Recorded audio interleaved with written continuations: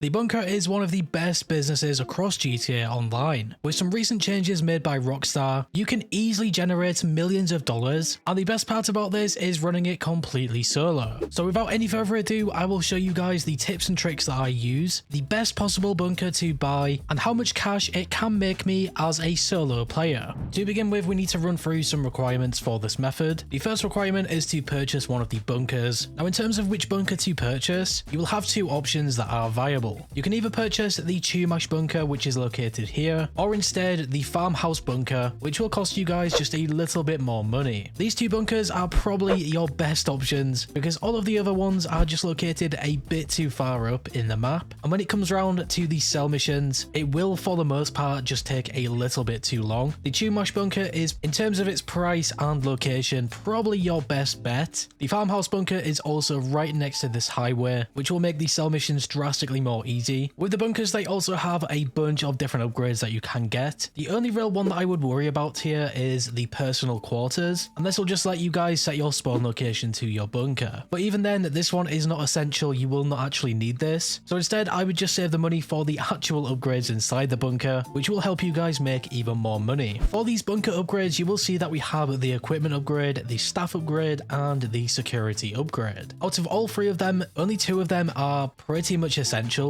This will be the equipment upgrade and the staff upgrade. For the most part, your bunker pretty much never gets raided, so the security upgrade is pretty obsolete. If you guys have the cash for it though, I would still recommend it, just in case it will happen. But yeah, the two main upgrades that you want to get are the equipment upgrade and the staff upgrade to produce your stock faster and also make more money from the stock. The cost of these upgrades is also something to consider because the equipment upgrade will cost you $1.2 million. The staff upgrade will cost just under $600,000. And the security upgrade, which will be the cheapest one, is just a little over $350,000. So altogether, the bunkers are a pretty huge investment, but you guys will also be able to make tons of money from the bunker. With these requirements out of the way, we now need to talk about resupplying. In GTA Online, there is two different ways to do this. You can either steal supplies for the bunker, and it will slightly increase the supply levels. Another thing to note about stealing supplies is that it is completely free, so it can actually save you guys some money. The only downside to stealing supplies is that you will have to keep playing them, resupply sort of missions, and in terms of efficiency, it will probably not be the best option. And the second way to get supplies is to obviously just buy them. It will cost you guys $75,000 for a full bar of supplies. In my opinion at least, I think buying supplies is still the best thing. You could also just steal some supplies and then just buy the rest. That would also be a pretty good thing. I have not tried this before in the bunker, so I'm not sure how good that would be, but you would save a little bit of money, and instead of costing $75,000, it will probably cost around 60, maybe even less. Now you might be wondering what to do after buying these supplies or stealing them, and this is where you would really do other money methods whilst you guys wait, because one bar of supplies in the bunker will generate stock in roughly about 2 hours and 20 minutes. So within this time, you should really do other money methods, for example the Chaos Preco heist, and pairing this waiting time with some active money methods, such as the hangar or the special cargo, will probably be your best option. Now, unfortunately, like many of the MC businesses, the bunker will take a long time to fill up. I mean, a full bar of supplies taking 2 hours and 20 minutes is kind of ridiculous. And just remember, this is not for a full bar of stock either. So a full bar of stock will probably take roughly between 11 hours and maybe even 16. But of course, I want to show you how much you can make from the bunker. So I did wait around for a long time, eventually getting full stock inside the bunker. When I selected the sell stock, you will see that I can sell it for $1 million.